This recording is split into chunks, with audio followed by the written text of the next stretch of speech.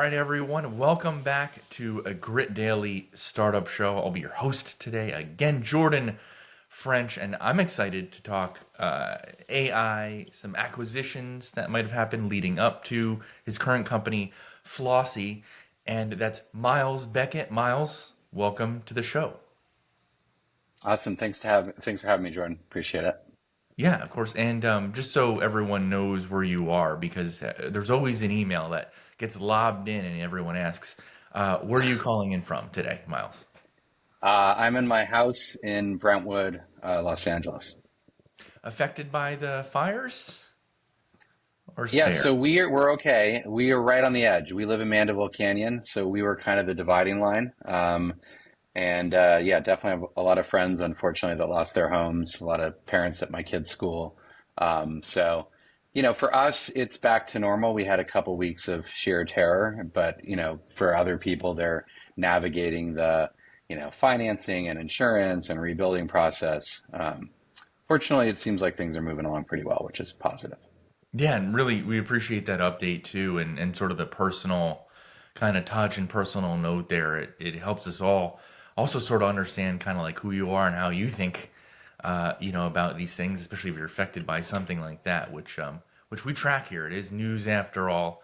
Uh, but super excited. I think it's not super often that there's multiple acquisitions for a founder, and I do want to sort of lay some really nice foundation before we, really dive into agentic AI and Flossy and what it's up to in what might otherwise look like a sleepy industry, but it's probably not.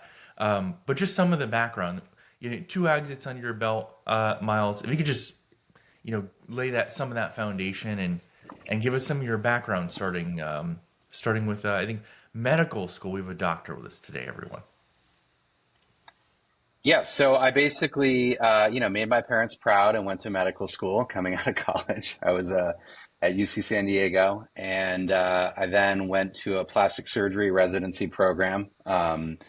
And the whole way through med school, I was really not in love with it and really not excited about being a doctor, and ultimately decided to leave the surgery program during my internship or at the end of my internship year. And then I had always been really into technology. I programmed a little bit in high school, and then in college, kind of made websites, and I was just really excited about the internet. Simultaneously, I was also very into filmmaking. I had made a couple short films. And so in 2005, this is really when we saw the emergence of like YouTube and online video and social networks and all that. And I felt like there was this convergence happening between entertainment and technology, and I just wanted to be part of it. So I left the program, moved back to LA, and got involved in YouTube in the early days. I created a show called Lonely Girl 15 that at the time was the number one channel on YouTube from about '06 to '08. And that led to a company called Equal, which was sort of an early influencer network. Sold that company in 2012, and then started a SaaS business in the healthcare space, a medical credentialing company called Silversheet, and then sold that company in 2019. Yeah, you've been busy, Miles. We got that. We got that for sure. Respectfully for those sort of nerding out and mathing the acquisitions for at the time. We're gonna have to start adding inflation adjusted numbers, Miles. I think we discussed that before we even hopped on. About 30 million and then 55 million respectively. So real exits, for everyone who's tracking this sort of thing with a measuring stick. Uh, we can't let you off the hook with Lonely Girl 15. The naming there, Miles.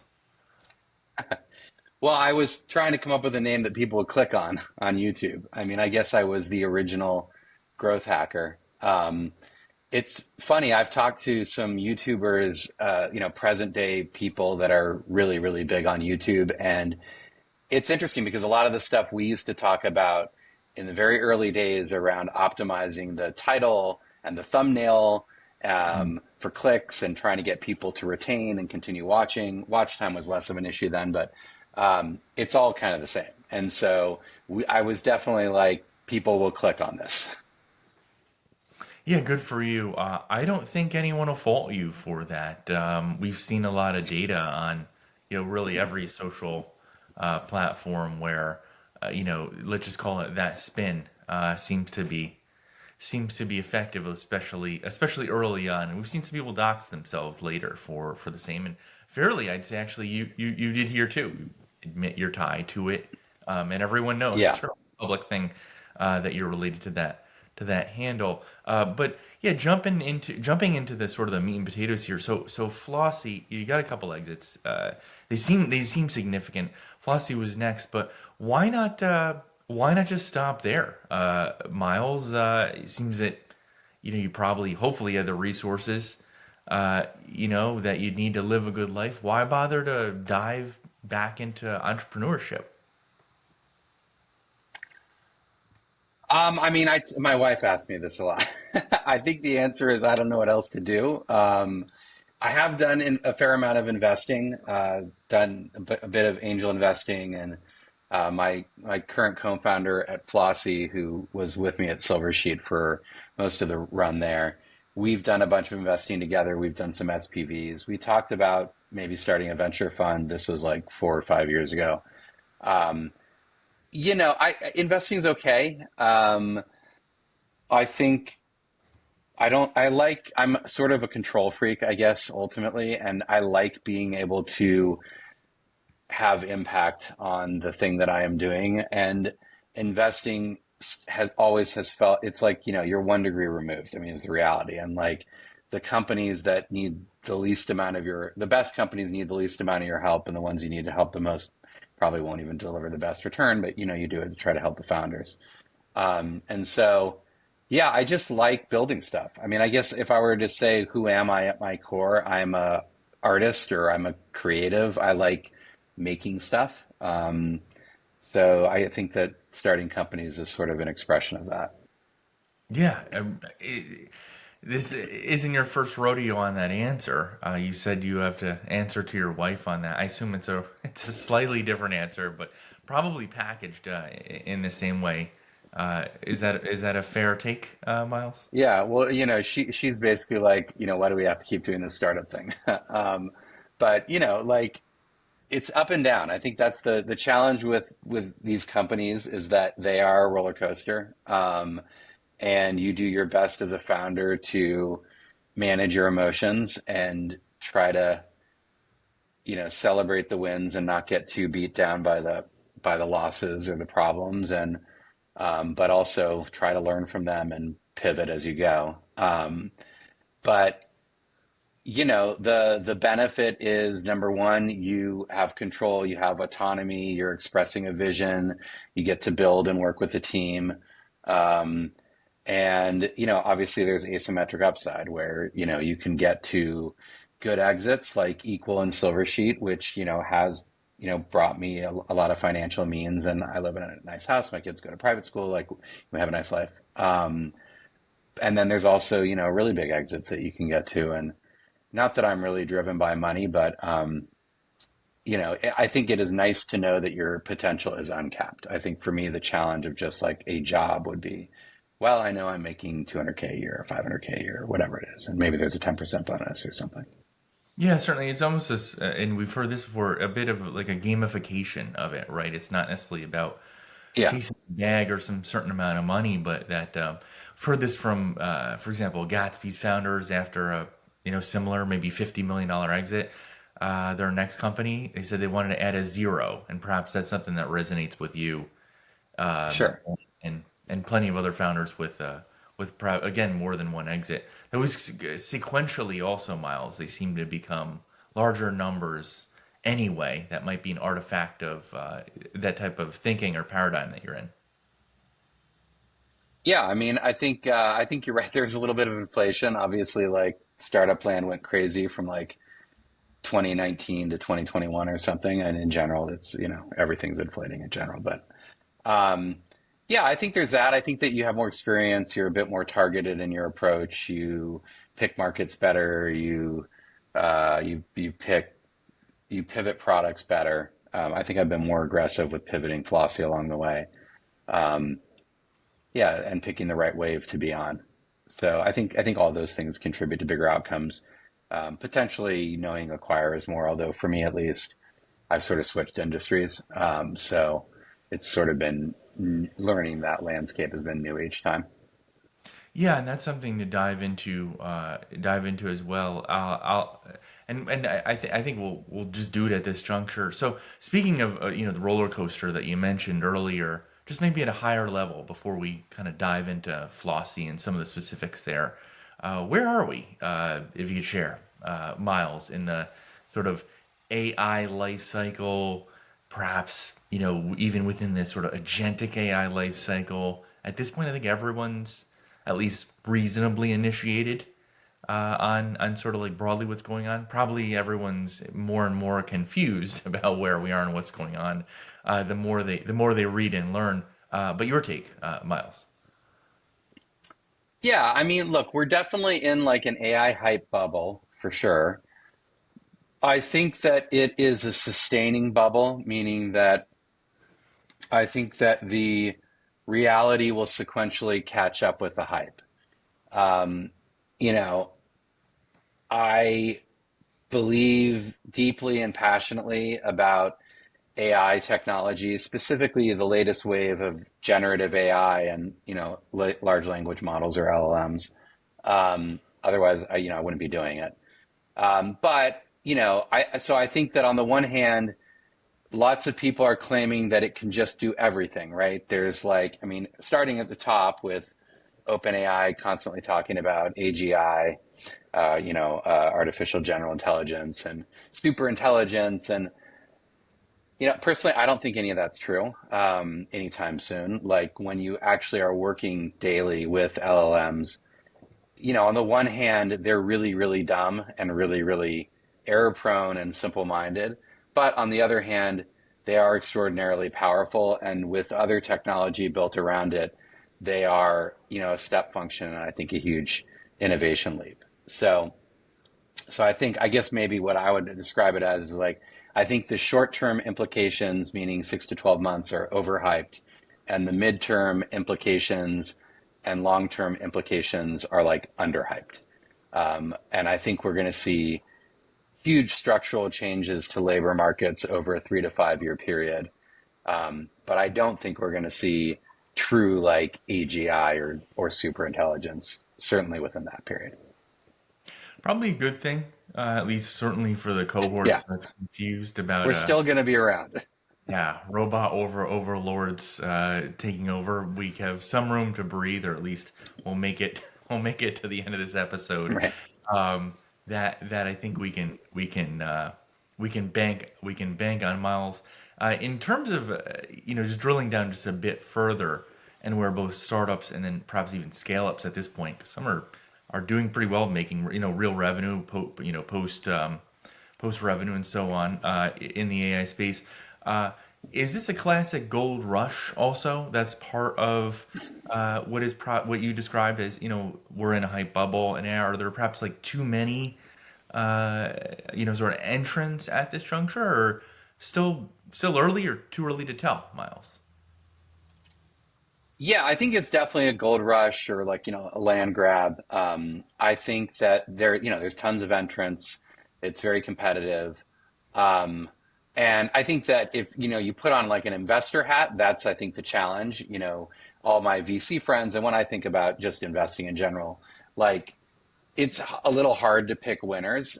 Hmm. And so I think that is, I guess, the challenge for the startups is like showing that you are the winner. Like, in our category of agentic voice AI in dental, right? That's like the niche that we are in, at least for now. Um, there's at least half a dozen companies that are dental focused AI receptionists. Mhm. There's a handful of others, three, four, five, that are horizontal, and our dental is like one of the industries they're going after. Um, I think that you're going to rapidly see differentiation. I'm biased, but I think our product is the best, or at least one of the best in the market. We have, a really good engineering team. We're constantly staying at the bleeding edge. The technology keeps getting better. There's a bunch of, it's not hard in AI to build a like proof of concept or demo that looks spectacularly good and like unbelievable, like magic, but then actually using that in a production environment with real customers, it'll completely fall apart.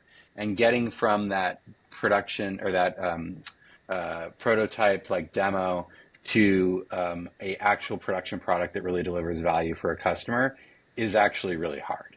Um, and so I think that right now people are raising money off demos and some logos that are barely customers or whatever.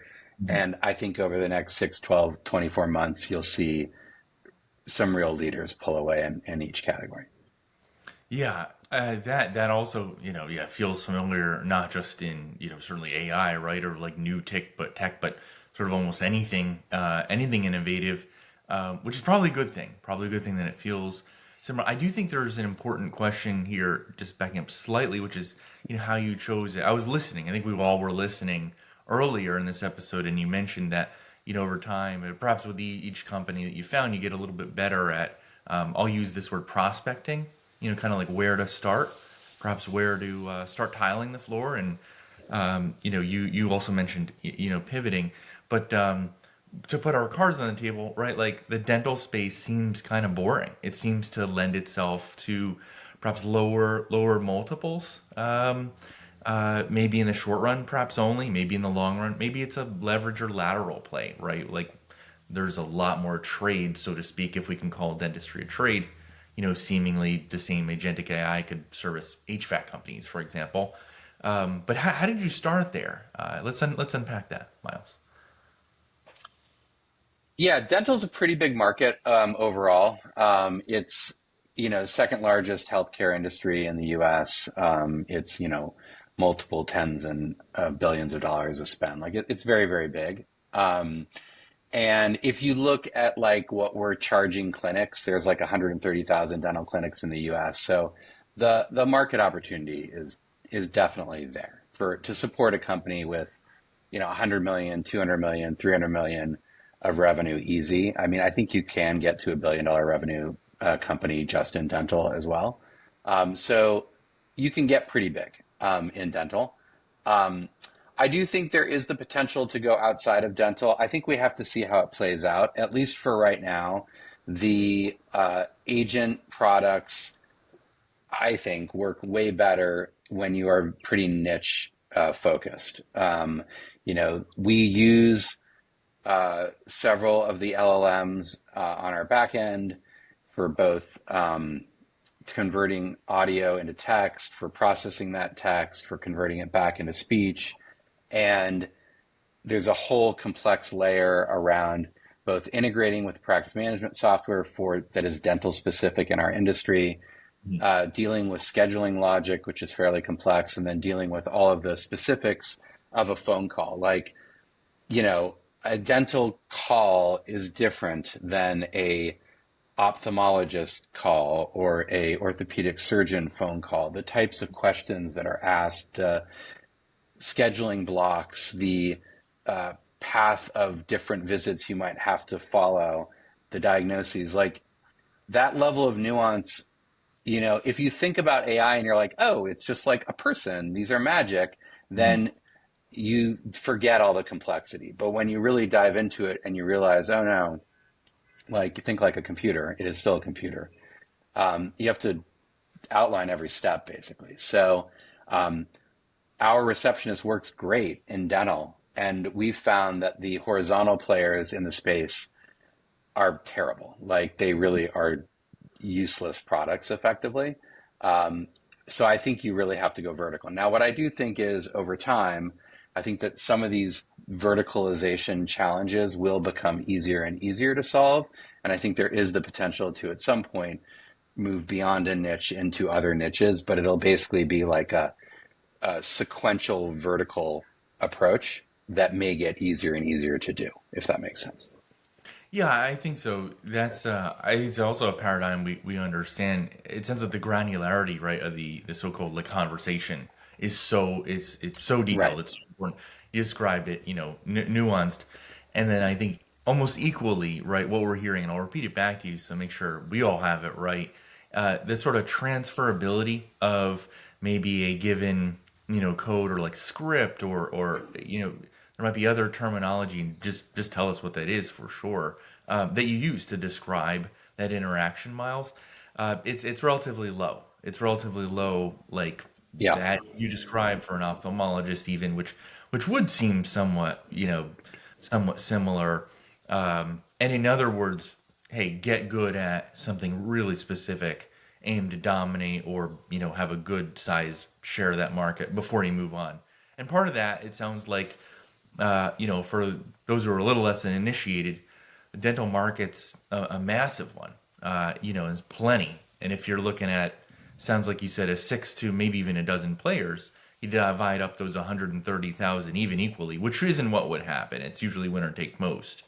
Um, but there's plenty of room, if even no one markets successfully to grab market Yeah. share. Yeah. Yeah, And and that's the case currently. I mean, like most of the PMSs in dental don't have huge market share, but they're very big businesses. Like right. you get to 10, 20% market share, you're a billion-dollar company in dental easy. Um, yeah, and to your point about the structure of the technology, it's really the prompting. So, the way every AI LLM works is you give it a prompt and it generates an output. That Yep. prompt could be audio, that prompt could be like a photo, but Mm, ultimately it's being fed into the model, usually in text or in some format that the model can consume. And right. so it's the it's the prompting layer that you build that provides the specificity of output from the LLM that makes it usable. And so we have dozens and dozens of prompts that we've written over time that basically are interacting with the audio that's coming in from the caller to augment the input that goes into the LLM to give an output that you want. And so, and that's very specific. So again, like I do think there's ways of like going to other verticals, but you have to write new prompts effectively. And so, yeah, so that's kind of what we're seeing with how it works. Yeah, appreciate that. We'll hinge around the word prompt and prompting going forward, and in our ever increasing frequency of AI conversations. And just to get the perspective also on the sort of consumer side, I wouldn't call it retail since they're dental office or businesses. This is obviously very much like a B2B play, for sure. Why is Flossy interesting to dentists, Miles? Yeah, so I mean, dental, it's an interesting market as well. That's good, kind of from a startup standpoint. Dental is basically all fee for service. It's not like there are health insurance companies obviously in dental, but dentists basically, they charge for their services. A lot of people pay cash, or if they're using insurance, it's very straightforward. So they are very business minded. Second, they have huge staffing issues. So like 75% of dentists have issues with staffing. Hmm. We mentioned pivots a little bit earlier. When we started Flossy in 2020 or at 2021, really end of 2020, as a marketplace matching patients to dentists and helping patients save money at the dentist. And in that original model of the business, we found that consistently getting patients booked with a dentist was a huge challenge, and it wasn't just the technical aspect of the scheduling logic or finding availability. That was part of it, but it was also just inconsistency with front office staff. In fact, we had an office in Philadelphia that was one of our top performing offices, and their front desk person quit, and we had to turn them off in our system, and they were off for like 2 months because they couldn't hire a new staff. So, we had already been playing around with AI, and we had built some tools ourselves, and we had a call center at the time, and we were looking at could we build an AI call center rep? And 2 years ago, it was impossible. We tried. And then this past summer, we started looking at it again, and we were like, oh, we think we can do it. And so it really came out of seeing there's this huge pain point that dentists had with staff, with front office staff, et cetera.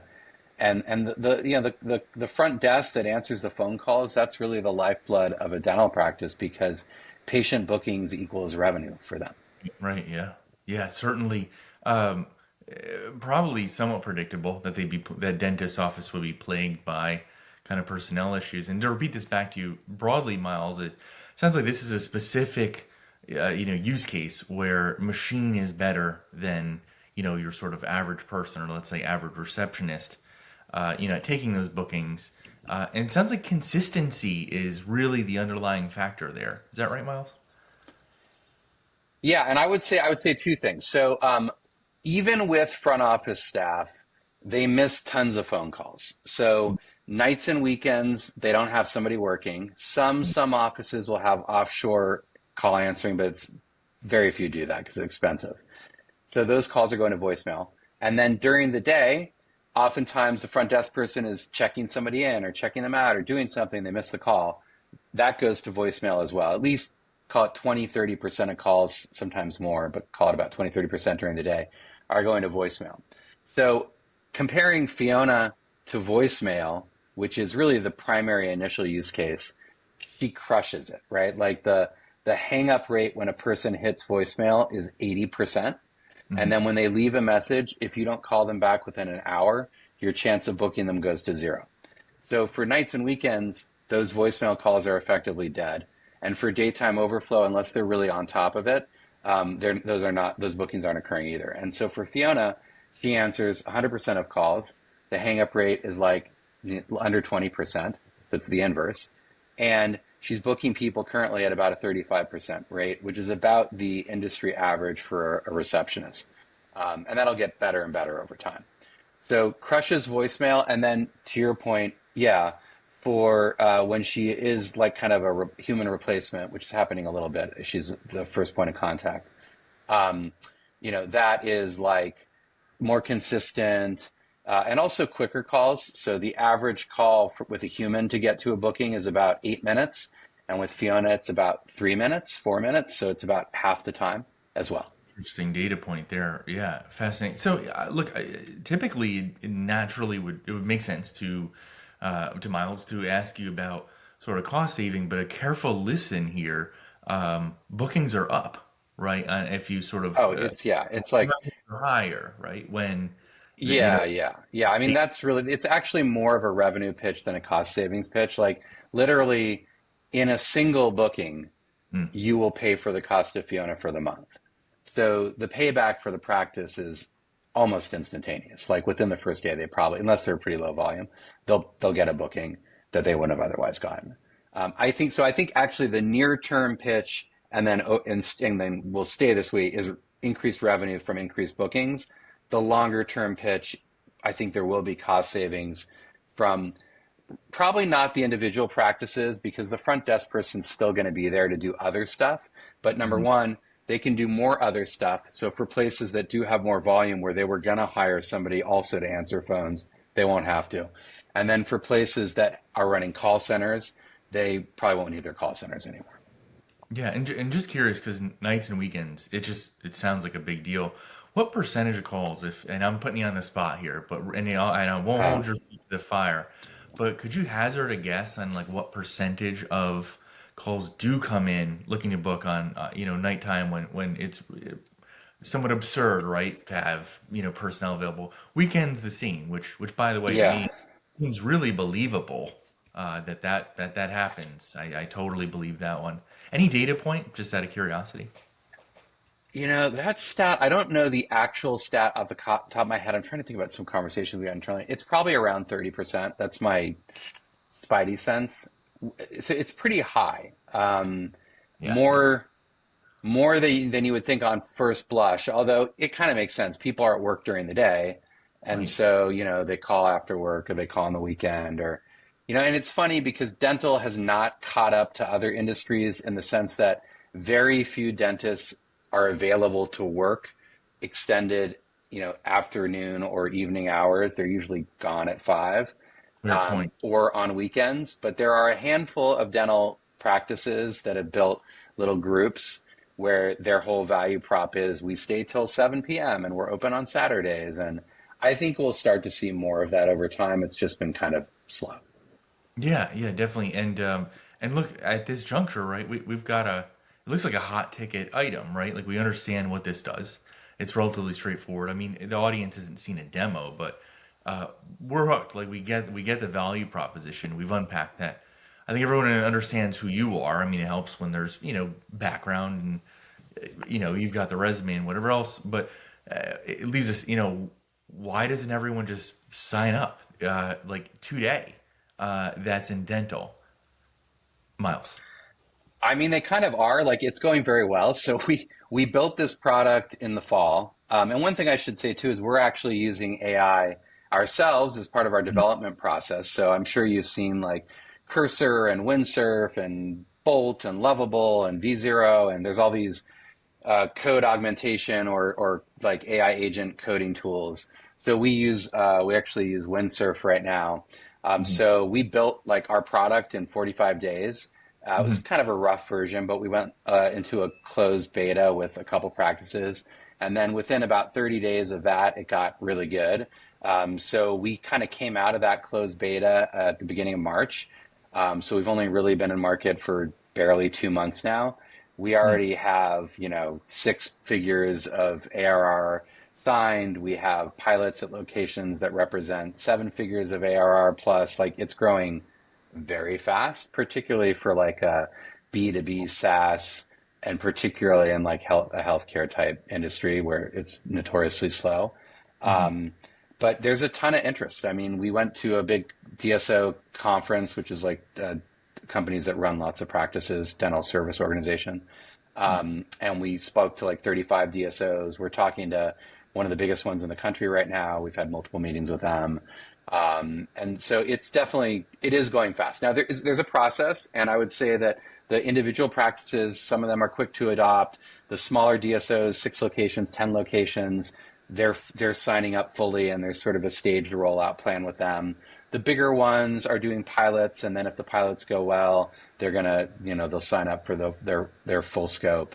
Um, but they're all saying we all expect to be using an AI receptionist by the end of this year or next year. Like, there's a pretty aggressive interest on their end. I think what they want to see is that it actually works, that patients don't hate it, and that it delivers true ROI.